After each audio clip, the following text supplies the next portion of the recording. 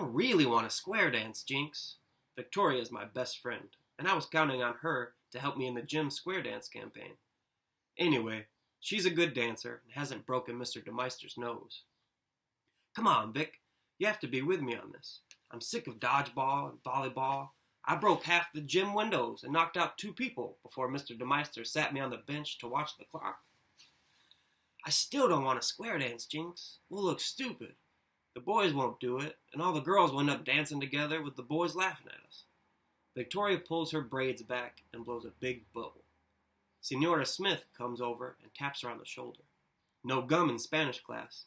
How can you learn a new language with super bubble in your mouth? When Vic swallows the gum, Senora Smith makes a face and goes back to teaching us how to ask for a bathroom in Spanish. So what if they laugh? It'll be fun. Our feet will be on the ground, and there won't be any round, hard balls to knock anybody down or break anything. Help me out. This would be great. My best friend forever, Vic will be. She's going to the gym during our free period to practice with me. We'll be square dance champions of the world when we finish. Square dancing forever. I'll be carrying Vic's books for a few weeks to class for her. Her foot cast is pretty cool, though. Bright purple, and she let me draw orange daisies all over it already. Everybody is so nosy in this school. Within minutes, everyone knew that we were square dancing under the basketball hoop when the broken foot thing happened. You'd pretty much think that would change my mind about square dancing, except technically, it was Vic's fault. We were doing just fine until she thought she heard people coming through the gym doors and turned to run. Her feet got twisted up with mine. I still feel bad for her, though.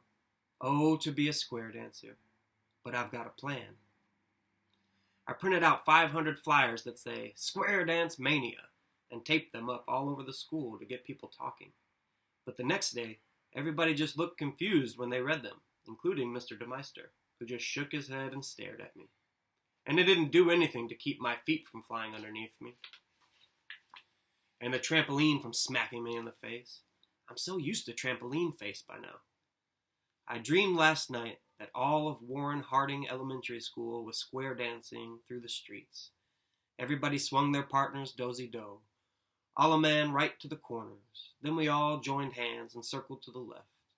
When I woke up, I was lying on the floor with a sore arm, probably from swinging my partners in my sleep. I guess my dreams of being a gym class hero in square dancing are pretty much squashed since now the whole school knows how Vic's foot got broken. I spend the whole gym class with all of my friends and enemies skipping around me until Mr. DeMeister says, the next person to skip around Jinx is running 100 laps. Bounce, bounce, bounce on the evil trampoline. My mom says to give it up. My dad just laughs. My little sister sticks her tongue out at me and calls me doofus. So I've been thinking, maybe square dancing isn't the thing. Maybe I can bring peace to the world and less bruises to myself with something else. Maybe jumping rope or jacks in gym might be okay. But then, in gym, Mr. DeMeister says he wants to see me after class. What's that about? It's been a couple of days since I heard anybody, and the nurse even stopped me in the hall today to ask if I've been absent. Anyway, in the end, I don't get to talk with Mr. DeMeister, because he's too busy getting some kid out of the basketball hoop who keeps yelling, "It was just a bet, it was just a bet." I ate all my lunch today, because word got round that we didn't have the trampoline in gym class. I usually don't eat much on gym days. Not since that real bad tuna casserole day that made my stomach just couldn't take it. Of course, there was also the unfortunate incident where I tripped over the lunch lady and landed in the sloppy joes. But let's not get into that. Anyway, only saltines on gym day, that's my rule. But what happened today was better than no trampoline. It was better than no dodgeball or volleyball. It was better than no field trip to Ice Skating World or the rock climbing wall at the Wellness Center. The only thing better than none of those things was no Mr. DeMeister taking us to all those places. Story is, he had a nasty fishing accident over the weekend, and he won't be back for a couple of weeks. It's better than Halloween and summer vacation all rolled up in one. It's better than 3 desserts and no curfew. It's better than a water main break in school or a snow day that lasts a week. What's really great is there isn't a sub either. We all get to go to study groups. No sub-gym teacher to carry on the trampoline evil. Life is good. Until I found out it's a lie in 5th period, and I'm going to have to dress and head out onto the gym floor like every day before with a substitute teacher who will follow all the lesson plans that Mr. DeMeister left behind. Vic, whose foot is still healing, limps out beside me. Sorry, Jinx. I know you were counting on study group. Yeah, I was, but I'll be all right. I've flown off the trampoline before. At least this teacher hasn't seen me do it before. But then I began to hear something. It started low as I got closer to the gym door. Then I heard it a little louder. I moved quicker than I ever had getting to gym class. There was music coming out of the gym. There was music coming out of my class gym. It was square dance music coming out of that gym class, and beside the boombox playing that music was a bright, shiny, new gym teacher who had never gotten her nose broken by me. Everything was going to be different. That little accident with Vic didn't mean anything. I'd be the 5th grade champ of the world. Just me. All by myself. All I could do was smile as the substitute explained how we were to line up and which hands we had to grab of each other to dance. I don't even remember her name. This wonderful teacher who brought square dancing to us.